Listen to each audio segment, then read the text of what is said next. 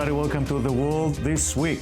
ISIS strikes again, this time by executing a British aid worker. You and your people into another bloody and unwinnable war. President Obama declares a new war on terror. We will conduct a systematic campaign of airstrikes against these terrorists.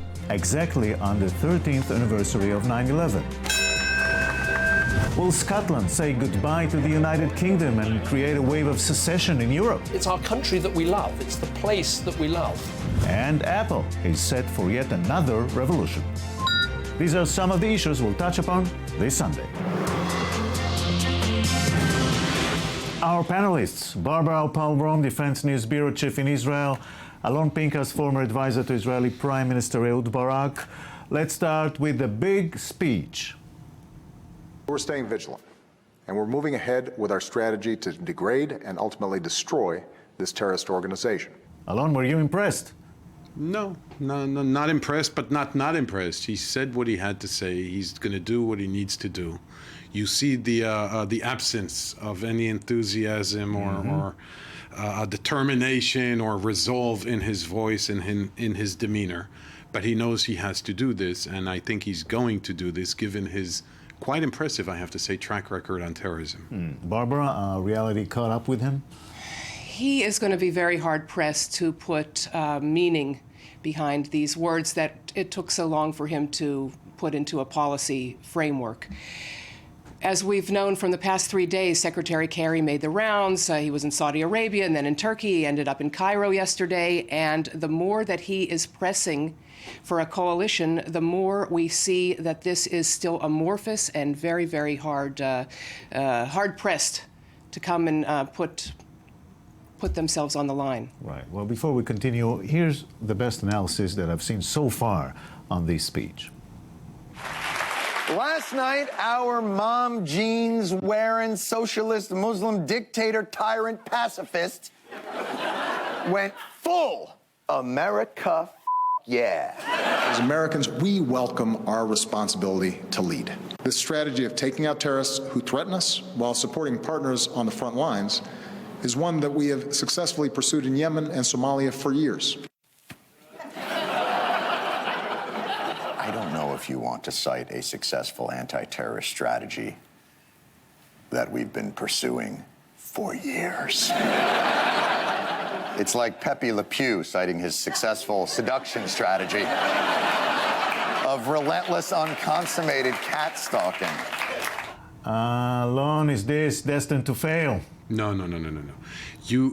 It's the way to measure success and failure here is going to be extraordinarily difficult to define. Success is if you annihilate ISIL. You're not going to annihilate ISIL. Failure is if you do nothing and ISIL strikes all over the Middle East and all over Western Europe and even inside the US. I hope that won't happen. So it's somewhere in between. It's a long haul.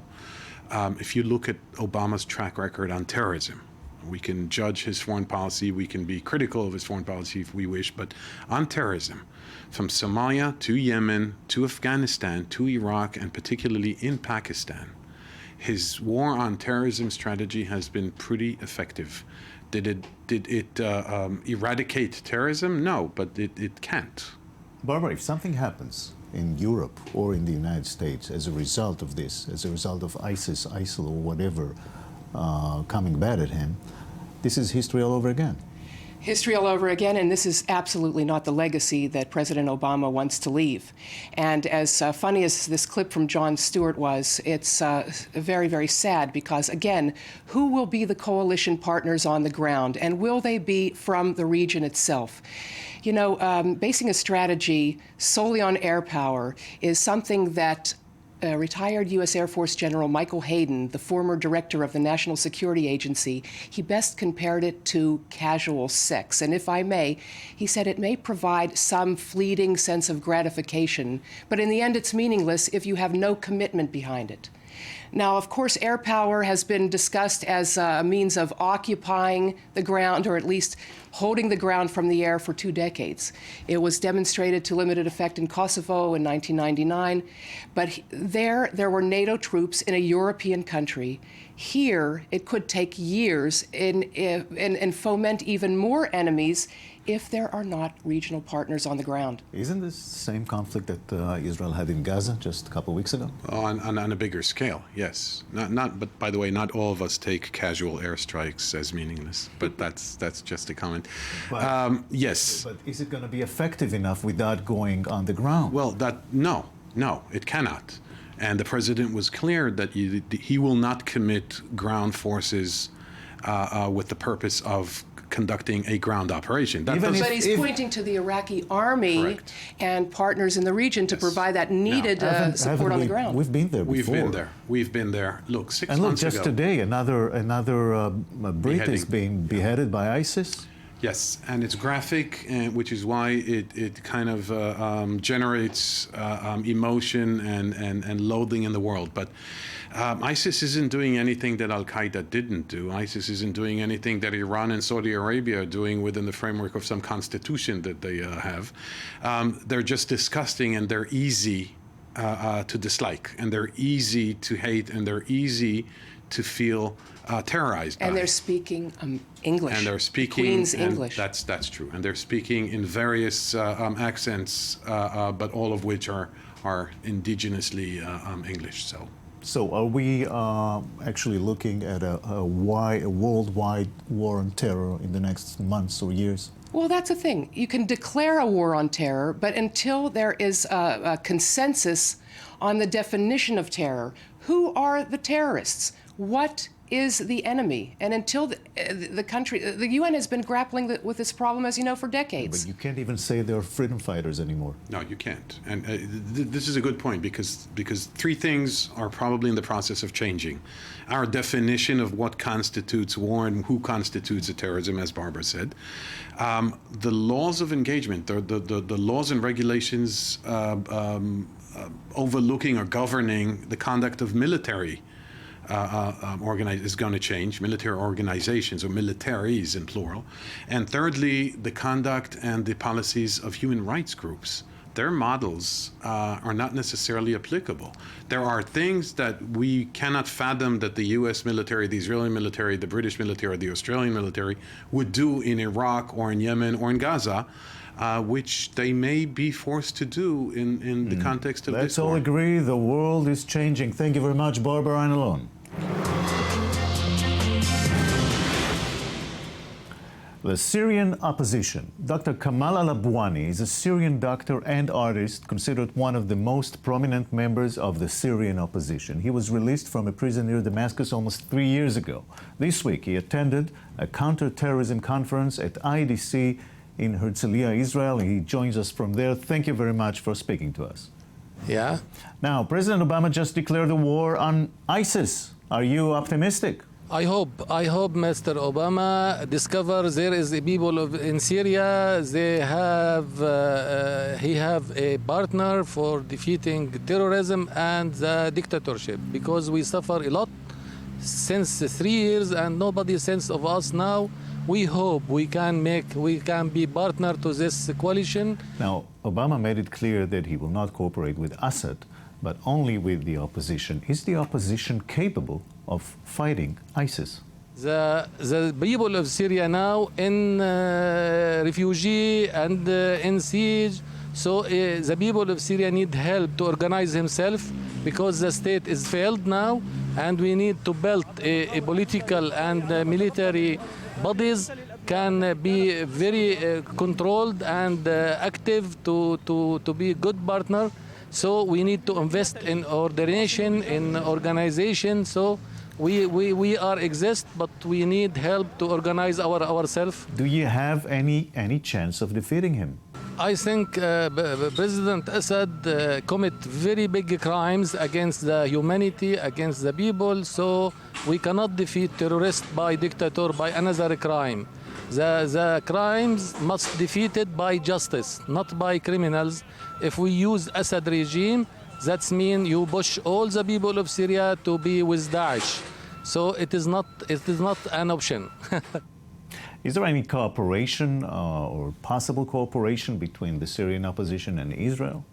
It is up to the government of Israel. We believe that the people is more understanding, and the government must obey the benefits of the people. I think we can open the road, we can cooperate, we can create a new process for peace in Syria and for peace in all the region.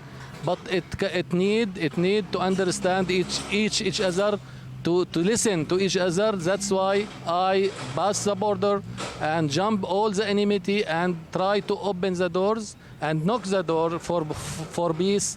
And I ask the government to respond to this message, and we are ready to start. Are you cooperating, working together with the other Arab countries to defeat ISIS? I think, yes, there is a coalition against ISIS, against terrorists, but first of all, we have to assure the people of Syria, if we fight the terrorists, we will face a new future for Syria. Not we will fight for the regime, not we will fight for Hezbollah, not we will fight for Iran. We have to fight for the people of Syria. Dr. Kamal al-Labwani, I thank you very much. Thank you, thank you.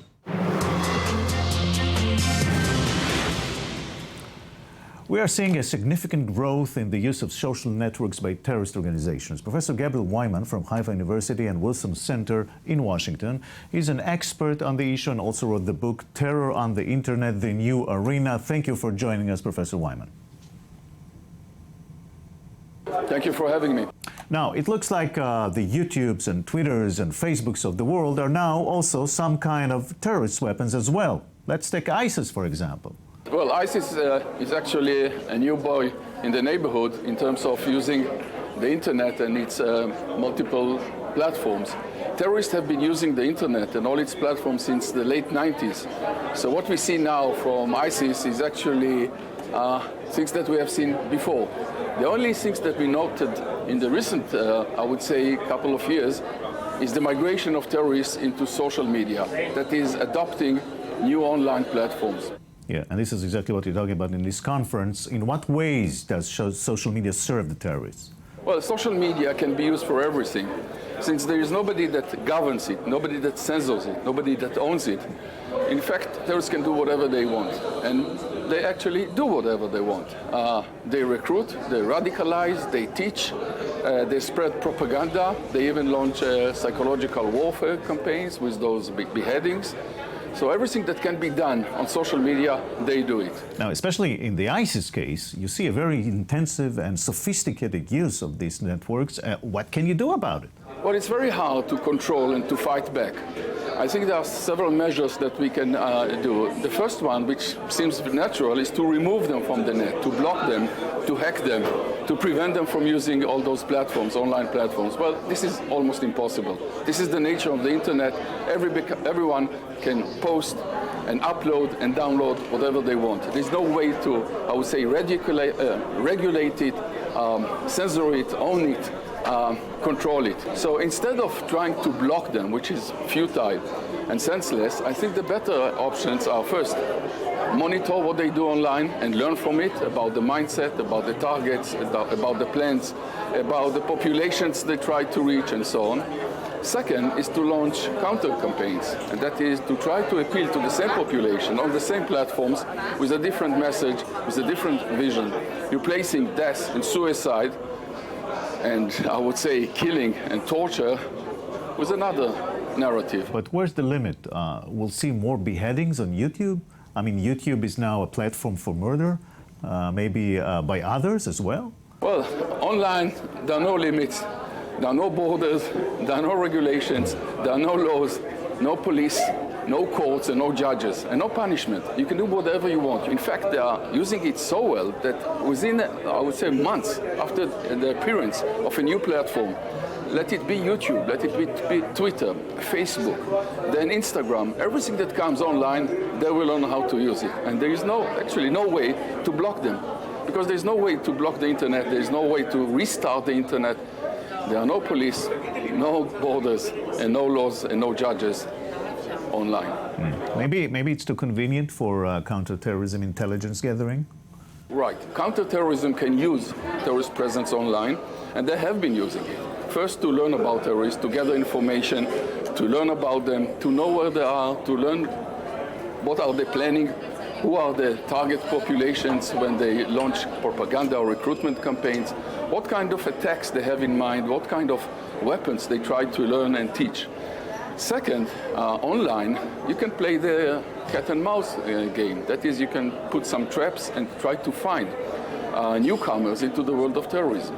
And many cases where terrorists were arrested in the West were basically done online. That is, CIA, MI5, and other units, counter-terrorist units, all over Europe, North America, monitoring the net, found some terrorists and arrested them based only on their online activity.